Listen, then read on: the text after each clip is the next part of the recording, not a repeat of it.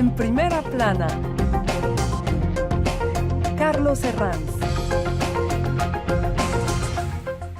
Bienvenidos en Primera Plana, un programa de Radio Francia Internacional y de France 24. Esta semana ponemos el foco en Nicaragua con los nuevos ataques de Daniel Ortega a la disidencia. Para ello me acompañan en este estudio Pascal Duró, vicepresidente del Instituto Choiseul, especialista en relaciones internacionales y presidente de la asociación LATFRAN, Francia-América Latina. Bienvenido, Pascal. Buenos días. Alan Reading, ex corresponsal del New York Times en América Latina. Bienvenido, Alan. Gracias. Y nos acompañan a distancia en duples Maya Colombón, catedrática en el Instituto de Ciencias Políticas de Lyon, especializada en política nicaragüense. Maya, buenos días. Buenos días, mucho gusto y gracias por invitarme. Y Kevin Partenés, politólogo especialista en Centroamérica. Kevin, buenos días. Buenos días, es un gran gusto hacer parte de su programa. Nicaragua hoy es nuestro asunto en Primera Plana. La persecución política de nuevo en Nicaragua. Al menos 19 opositores, entre periodistas y antiguos aliados del gobierno, han sido detenidos por la Policía Nacional, órgano que responde a Daniel Ortega y a la vicepresidenta, su esposa Rosario Murillo. 5 de ellos aspiran a ser candidatos presidenciales en las elecciones de noviembre, pero Ortega busca permanecer en el poder como sea. Organismos internacionales han exigido que se lleven a cabo elecciones transparentes y justas. Vamos a analizar esta nueva crisis política en Nicaragua, un país que, si recuerdan, ya estuvo en el foco mundial hace justo 3 años, en 2018, cuando estalló la gran crisis política que aún arrastra el país. Pero antes de ello, repasemos algunas portadas. Diario La Prensa de Nicaragua. Régimen continúa redada a opositores. En España, El País, Ortega contra todos, los blancos de la nueva embestida contra la oposición en Nicaragua. El Confidencial, exterminio político de los opositores. Bueno, Pascal, no sé si estamos asistiendo a esto que decían en la prensa, un antiguo exterminio político de la oposición en Nicaragua. Bueno, pienso que estamos viviendo un pasaje en fuerza de Daniel Ortega y de la pareja Ortega-Murillo en un contexto que favorece un regreso a una forma de autoritarismo inédito, nuevo, en un país que, por cierto, y bien lo dijiste, tuvo un enfoque particular hace unos años, en 2018, cuando hubo una represión de las manifestaciones y de movimientos sociales, pero también en un país que perteneció a la historia hace unos decenios en un contexto internacional totalmente diferente de hoy en día. Hoy en día, Ortega saca provecho de una fragmentación de América Central. ¿Dónde está la integración centroamericana desde que empezó la crisis de la COVID, que reveló las fracturas sociales, las fracturas económicas de los países de América Latina? Las cifras globales lo demuestran. 200 millones de personas viven en la pobreza en un continente que cuenta 600 millones. Y obviamente Ortega pues saca provecho de esa situación. Hoy en día estamos viviendo un combate clásico entre la legalidad, tiene una legalidad técnica, y lo vemos a través de las leyes contra las libertades que está votando y por las cuales está impulsando, apoyándose sobre esa política definitivamente de represión, y la legitimidad. Seguramente, moralmente, por lo demás, la perdió desde 3 años. Alan, ¿qué factores explican esta redada de Ortega a los disidentes? ¿Es un episodio más sobre la crisis de 2018 ampliada ahora? Ciertamente, pero él nunca tenía la intención de irse.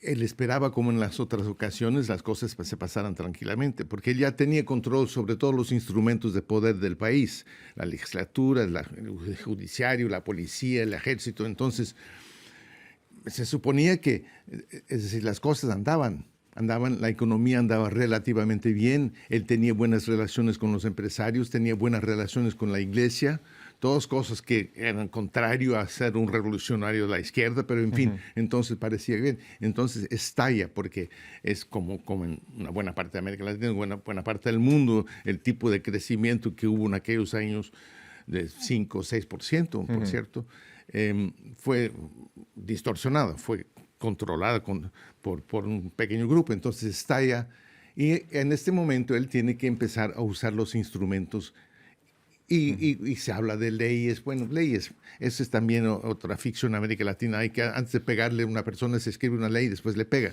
¿no? Entonces, ahora inventado que es la traición o que la intervención es extranjera, pero él nunca tenía la intención de irse.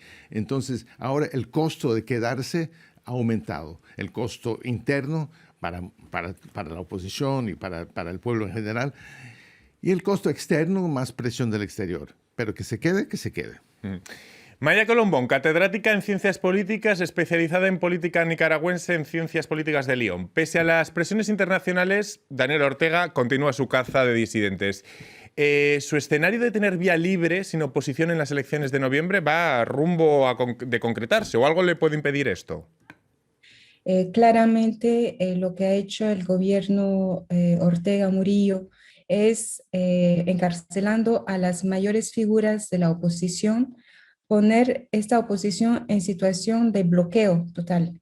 Varias leyes, la ley 1055, que es la que criminaliza la mayoría de los oponentes políticos hoy en día, pero otras leyes han ido modificándose de manera a consolidar este régimen autoritario y permitir a la presidencia, al gobierno, hacer que si van a poner a algún oponente en la cárcel, tienen el derecho legal, gracias a la reforma del Código Penal, de mantener a estos prisioneros en la cárcel por hasta 90 días.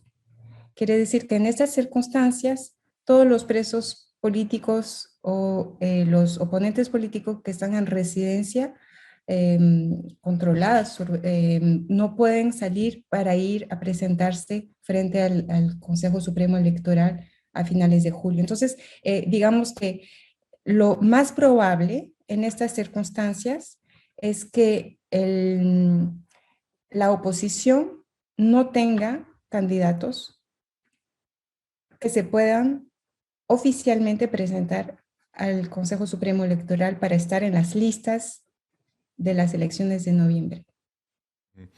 A pesar de que el clima de represión e incertidumbre ha ido escalando desde 2018, los empresarios habían permanecido mayoritariamente en silencio. Hoy la persecución les ha alcanzado también a la clase empresarial, que es un poco una novedad, ¿no?, de la deriva de Ortega. ¿Por qué Ortega también va por ellos ahora? Pues porque está definitivamente bloqueando todos los espacios en la perspectiva de la presidencial el 7 de noviembre próximo y porque se siente fuerte, porque tiene control del aparato económico del país y de todos los sectores.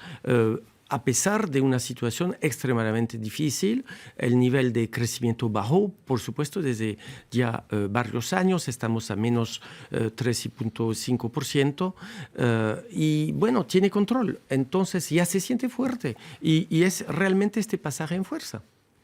Pero también hay la pregunta, es por qué la empresa privada empieza a tomar posiciones y eso también buscando a largo plazo salvarse. Lo hicieron con Somoza, vivieron con Somoza durante décadas con la más tranquilidad, pero cuando se empezó a derrumbar el país, cuando la revolución empezó a acelerarse, entonces pasaron del otro lado, porque se veían por dónde iba la cosa. Eso se ve muchas veces en América Latina, es decir, hay que buscar Venezuela, hasta con Brasil, Lula. La empresa privada se busca su lugar también en un nuevo régimen, en una nueva situación. Entonces, de repente, Ortega lo ve, espérate, los tenía yo comprados y ahora están buscando otros, entonces hay que aplastarlos. Le voy a preguntar a Kevin Partenés, politólogo especialista de Centroamérica, ¿quiénes son los detenidos hasta ahora? Sobre todo, ¿qué perfiles encontramos entre ellos, Kevin? Hay dos tipos de detenidos que se pueden identificar hoy, que corresponden a dos olas distintas. Primero, hay la ola de la detención que toca más bien a los precandidatos. Son hoy en día 5 y que corresponde a una estrategia de Daniel Ortega de limpiar la planilla y no tener competición real para la elección que viene. La segunda ola es más bien la ola que estamos viviendo, muy reciente, es una serie de detenciones que afectan intelectuales, personas muy conocidas, reconocidas en el país, que tienen una historia, que tienen todo un peso simbólico por su trayectoria Y me voy a referir, por ejemplo, al caso de Dora María Teles, que es excombatiente sandinista, que ha después sido una opositora a Daniel Ortega, fundando el movimiento de renovación sandinista. Y eso es como una etapa máxima en el proceso de deriva del poder y de rechazo a cualquier tipo de oposición, de discurso contradictorio y de fortalecimiento de una oposición, de una contradicción desde la sociedad civil. Pascal Alam, ¿y la comunidad internacional qué papel puede jugar aquí? Porque parece que la presión Ortega parece que le da igual. ¿Hasta qué punto, por ejemplo, los Estados Unidos, qué poder de influencia tienen en toda esta crisis, Alam? Muy poca influencia en la práctica. Tiene que hacer sus cositas, decir sus comentarios cada vez que se le pregunta qué pasa. Ya, no apoyamos, regretamos las detenciones. Todo. El problema para los Estados Unidos en Nicaragua es que quiere la estabilidad. Estaba contento, no les preocupaba ni a Trump ni a Obama que había una dictadura en Nicaragua, porque funcionaba más o menos. Lo que más le preocupa es que es una gran desestabilización de Nicaragua, tipo Venezuela, que se junta con lo que está pasando en Guatemala, El Salvador y Honduras. Y eso lo quieren evitar como sea. Eso es el punto más importante, que no hay otros 500,000 centroamericanos pegando la puerta en Texas. Pascal. Definitivamente Kamala Harris acaba de hacer un viaje importante en Centroamérica y en Guatemala, llamando pues los migrantes en quedarse en su país. Creo que eso fue muy importante porque, como lo acaba de decir Alan, el tema migratorio es un tema para los Estados Unidos, pero tampoco solamente. Estados Unidos no quiere que vuelvan unos focos de destabilización a su frontera sur, aunque estemos hoy en día en un mundo nuevo, donde nuevos actores integraron el mapa latinoamericano, centroamericano. Pienso en la China, pienso en Rusia, obviamente, pienso en demás países como Turquía. Es decir, que estamos en un nuevo mapa internacional. Y Ortega definitivamente, al final de este tercer periodo consecutivo y llamando a una nueva elección para noviembre, pues saca provecho de eso. Es cierto que tiene ese instrumento, pero a la vez la comunidad internacional tiene obviamente un peso. Lo vemos a través de los últimos acontecimientos en Estados Unidos, donde se acaba de adoptar el Renacer Act de la Comisión de Asuntos Exteriores del Senado, llamando a unas sanciones sobre personas, sobre actores claves en el poder. Es decir, que son gestos, ademanes que por supuesto deben llamar la atención de la opinión pública nicaragüense. Voy a hacer una breve pausa y en unos instantes continuamos analizando la situación en Nicaragua aquí en Primera Plana. RFI, la selección del mes. Orquesta Mendoza.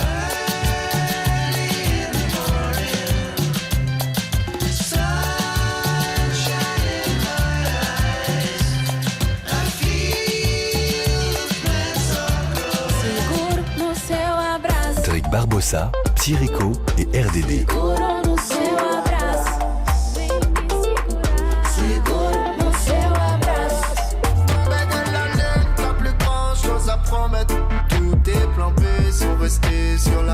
Bigaranx.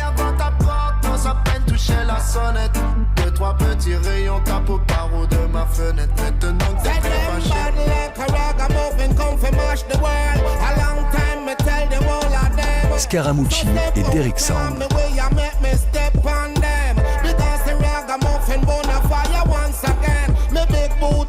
RFI.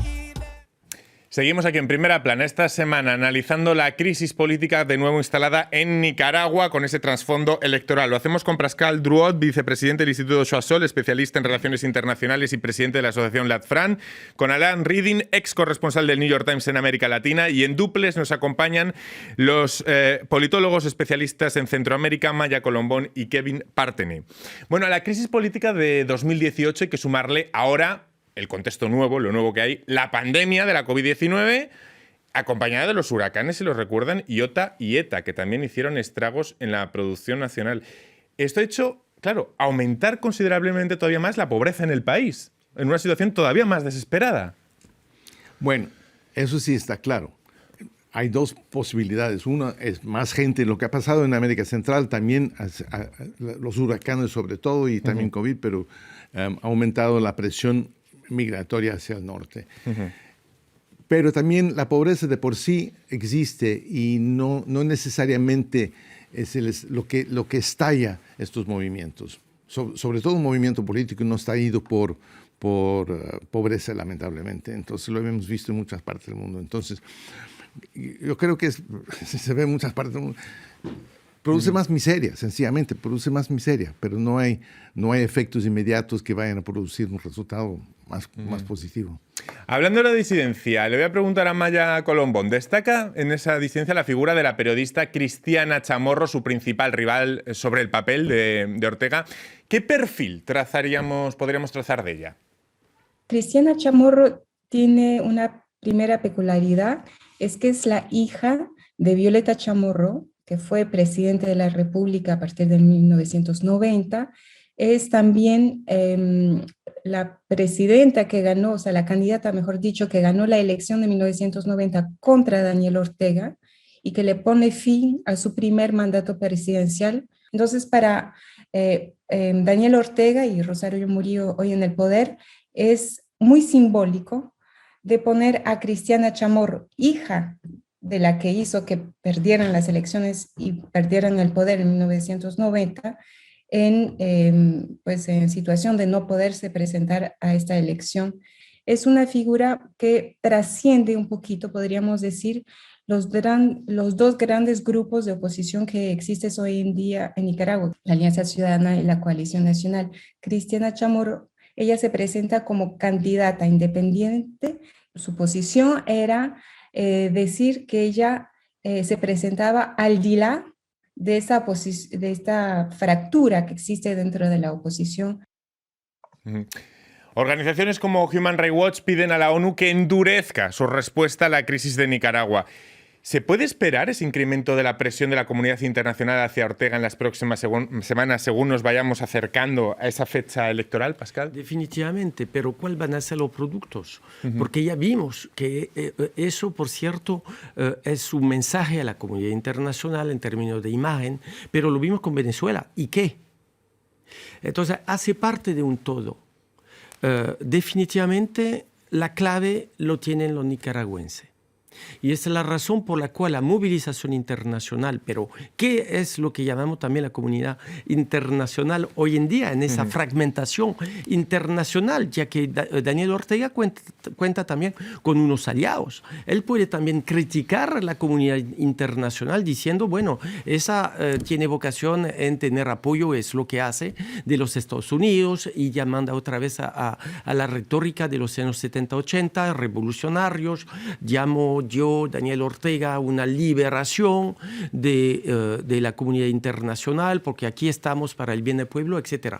Hay toda esa retórica, pero definitivamente una movilización internacional que la Unión Europea es presente en Centroamérica desde los años 80. Los acuerdos de San José, los acuerdos de Luxemburgo, en el principio de los 80, organizaron esa presencia muy fuerte, primer actor en materia de apoyo al desarrollo de Centroamérica. Adán.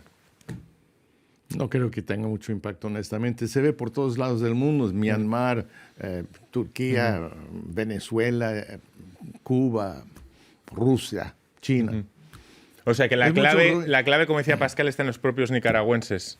Sí, pero ahí viene la pregunta, porque yo me pregunté hace 50 años que cubría Nicaragua, es decir, hay otra opción que la lucha armada. La gente está obligada a encontrarse en esta situación en que la vía democrática ya no funciona, no hay apoyo, no hay apoyo para hacer que funcione. ¿Dónde puede estar la salida? ¿Qué foco de esperanza puede haber? Hace 45 años la esperanza era la lucha armada. Hoy en día nadie quiere eso, pero al mismo tiempo la frustración en un momento dado. Ahora, hay una diferencia, que la estructura de poder de Ortega es mucho más eficaz que la estructura militar de Somoza, no cabe duda. Es decir, desde el inicio los cubanos estaban, en la primera época de la revolución, organizando toda la estructura de seguridad e inteligencia, como lo han hecho en Venezuela, y están ahí todavía hoy en día. No les importa ya la ideología, el hecho de que decir que Ortega es un revolucionario no tiene ninguna importancia. Es decir, es aliado a un cierto... Él puede contar tal vez en Rusia, y menos Venezuela, porque sí contaba mucho, el crecimiento económico dependía mucho de la ayuda económica y de petróleo de Venezuela, pero este tipo de acuerdo interesante, por ejemplo, había Nicaragua, Venezuela, Cuba, Bolivia en cierto momento, Corea en Ecuador. Eso ya no es tan claro. Esta semana los gobiernos de México y de Argentina, gobiernos de izquierda, sí, retiraron sus embajadas, sus embajadores de Managua. Es decir, ya empezaron a distanciarse. Entonces, el aspecto de que es una revolución de izquierda que se está luchando a sobrevivir, ya nadie lo cree. El aspecto romántico ya no está ahí. Vamos a volver con Kevin Partenay, politólogo especialista en Centroamérica, porque le quiero preguntar, claro, la crisis política con unos 400 muertos de 2018 puso todos los focos a nivel internacional en Nicaragua. Esto los periodistas lo conocemos bien. Luego ya el foco se va. ¿Y qué pasa? Entre medias. Pues le voy a preguntar a Kevin, ¿qué ha pasado desde entonces en el país durante estos 3 años? El post-18 de abril es más bien una secuencia que intenta salir del conflicto. Se puede, por ejemplo, ver las tentativas de establecer como comisiones de la paz. Es un periodo que se caracterizó más bien por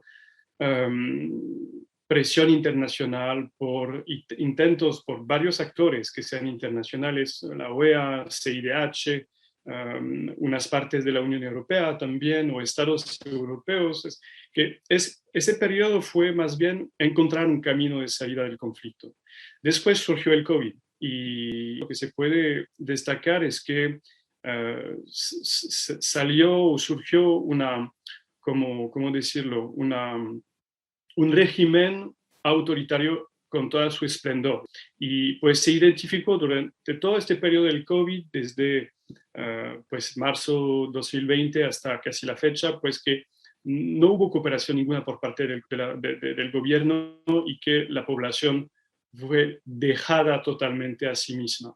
Estamos frente a una dictadura que se está endureciendo, y con una privación de libertad, de derechos, con una continuación de las violaciones de todos los derechos humanos frente a una mayor parte de la población. No sé si podríamos explicar un poco cómo funciona el clan de los Ortega, cosa que me parece bastante interesante. Siempre se habla del poder que puede ejercer la vicepresidenta, la esposa Rosario Murillo, los hijos. ¿Cómo funciona lo que podríamos llamar un clan político? Sí, pero eso viene de lejos. Porque, como bien se dijo, Daniel Ortega dejó oficialmente la presidencia en el 90, pero finalmente nunca dejó el poder. Y eso lo vimos a raíz de los años de Violeta Chamorro, pero después del pacto que pasó con Arnoldo Alemán, supuestamente liberal, y más en los 2000 con Enrique Bolaños, donde finalmente co-gobernaba desde abajo, rehusando las palabras que usó Daniel Ortega cuando se fue en el 90. Es decir, que las estructuras de presencia y de una presencia social nunca se dejó. Primero. Adán conoce bien Bueno, no olvidemos la famosa piñata. ¿Se acuerdan? No sé, cuando se fue, antes de que se fue, después la derrota de Ortega en 90, se quedaron un tiempito y se agarraron todo lo que podían. Era la famosa piñata entonces se quedaron con casas enormes, mansiones, coches, todo lo que podían. Entonces se enriquecieron ya. Entonces toda esta imagen de la pureza revolucionaria ya empezó a desmoronarse. Lo interesante es, una cierta forma, cómo Ortega, en este periodo de 90 a 2006, se fue controlando la estructura del partido y manteniendo una fuerza militar también, aunque se pasó de ser el Ejército Popular Sandinista al Ejército Nicaragüense. Y como una persona que tiene poco carisma. Yo lo he conocido unas veces en unos tipos, al conocerlos, unos tipos más aburridos. Había otros como Tomás Borges, que era más tipo Chávez, muy abierto, hablaba y todo. este no. Y eso era un mañoso y todo. ¿Y cómo es que se fue él quitando el poder a los otros comandantes? Porque al inicio eran 9 iguales, 9 de la Dirección Nacional. Y él se fue poco a poco. Y ya para 95 se estaban yendo contra él. Incluso Sergio Ramírez, un gran escritor intelectual que había sido su vicepresidente, pero varios comandantes. Entonces, ya en aquel momento ellos se dieron cuenta que el poder se había acumulado del otro lado y ellos nomás podían formar otro partidito, quejarse, pero ya se pasó. Le voy a preguntar también a Maya, ¿cómo describiríamos las características de este clan y su visión del futuro de la política del país? Sí, es un clan muy claramente, empezando por la pareja. O sea, Daniel Ortega, presidente, su esposa Rosario Murillo, vicepresidente desde la última elección presidencial en 2016. Cada uno tiene su lugar predeterminado, según dicen los nicaragüenses, según Rosario Murillo, que es la jefa de este ordenamiento familiar, en el cual algunos hijos están cercanos del poder. Por ejemplo, Laureano Ortega, que fue consejero presidencial. Otros están al mando de los medios de comunicación, que son dueños de medios de comunicación, de canal de televisión especial y de radiodifusión. Otros tienen algún papel más bien en el campo cultural, pero todos en ámbitos que permite mantener o estar cerca del poder. También es una familia muy rica, o sea, bienes, propiedades, empresas. El tema es sobre todo cómo lograr unirse para mantenerse en el poder. Me quedo sin tiempo para más, al no ser que me digan una frase brillante de sujeto, verbo y predicado, porque me quedan 20 segundos. Bueno, ahí lo dejamos porque nos vamos ya. Muchísimas gracias, Alain, Pascal, también a Maya Colombón y a Kevin Partené por acompañarnos a hacer esta radiografía extensa de lo que es la crisis política en Nicaragua. Y a todos ustedes, hasta la próxima semana aquí en Primera Plana. Gracias.